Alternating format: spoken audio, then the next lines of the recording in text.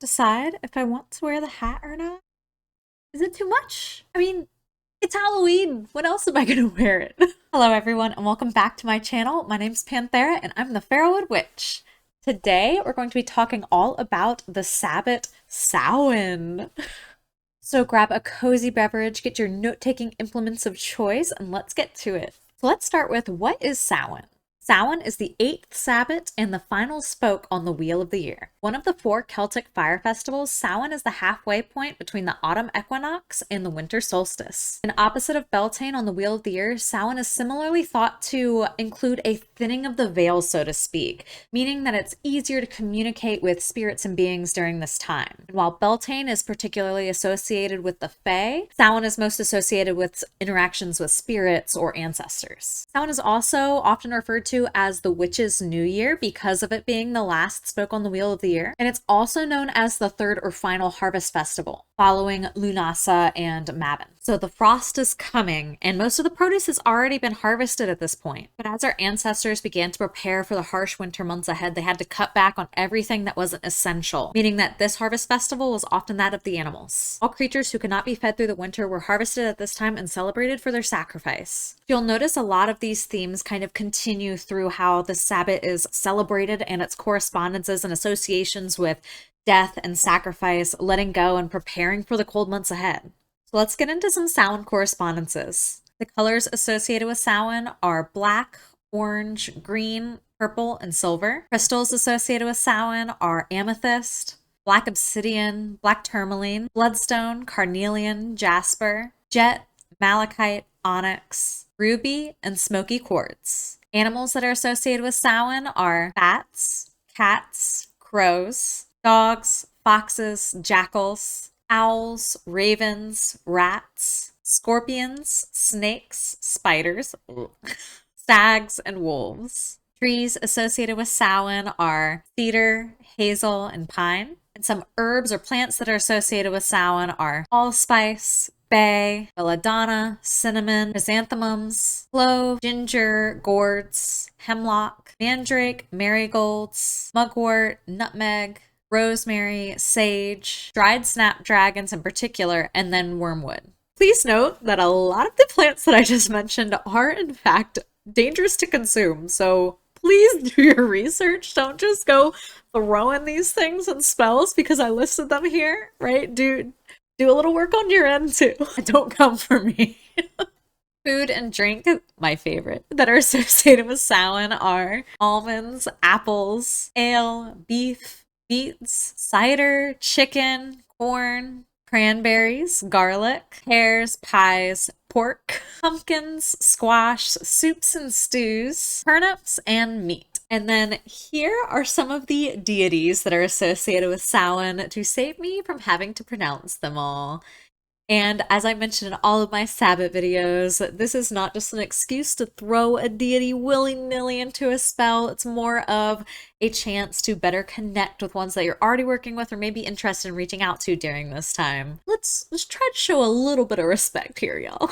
And now let's get into some ideas for magical workings that you might want to do during this time. As I've mentioned, Samhain is heavily associated with working with the dead, with our ancestors, and just kind of themes of death, rebirth as we go through the Witch's New Year and restart our Wheel of the Year, preparation as we move to the cold months, and celebration of the sacrifice of the animals during this final harvest. So some themes for your magical workings might be ancestor work, ambition. This is great for baneful magics as well. Banishing, of course. Cleansing, creativity, defensive magic. It's a great time for divination too, since the veil is thin. Magic for preparation or protection, purification, rebirth, or resurrection. Kind of like in a spiritual sense, obviously. We're not doing any necromancy here.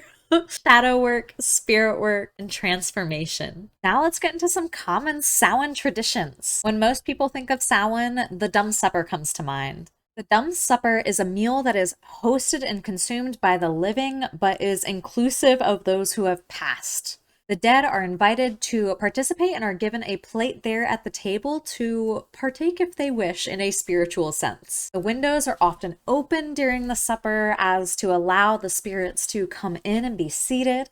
Sometimes specific spirits might be invited, otherwise it is just an open invitation to anyone who wishes to partake. And during the course of the dinner, the living actually remain silent as a sign of respect and reverence to the dead spirits who are partaking. And of course, as Samhain is on our modern Halloween, a lot of the ways that we celebrate Halloween can be used to celebrate Samhain as well.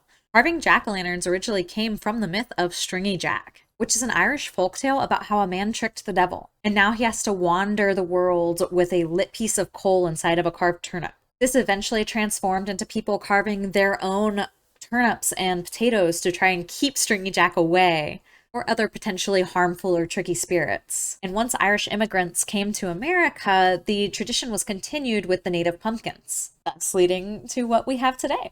Trick-or-treating is also derived from old traditions as well. Many cultures believe that by dressing up, they are disguising themselves from the spirits who walk the earth during this time. In the Middle Ages, guising was when children or impoverished peoples would go door to door and beg for food in exchange for songs or prayers. This practice was called souling, and the participants soulers. And in Ireland, there is the practice of mumming, which involves dressing up in costumes and going door to door to sing in exchange for baked goods and treats. Also, since Samhain is one of the 4 Celtic fire festivals, a bonfire or just having a fire in the hearth of your home is a great way to celebrate and to remember this festival. Meats can be roasted over the fire, and a thanks given to the animals who have sacrificed themselves for your nutrients that day. And of course, we have all of our Sabbat usuals as dressing up for the Sabbat and the colors that correspond, utilizing some of the correspondences earlier. And of course, my personal favorite, feasting.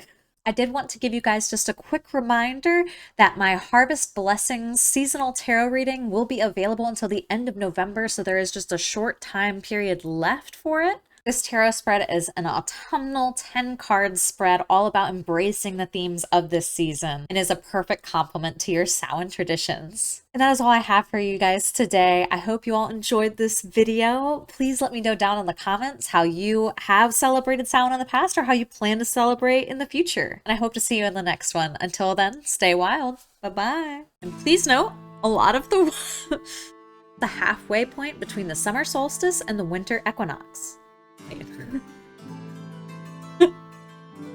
That's wrong. Some colors, spirits of ancestors or other humans.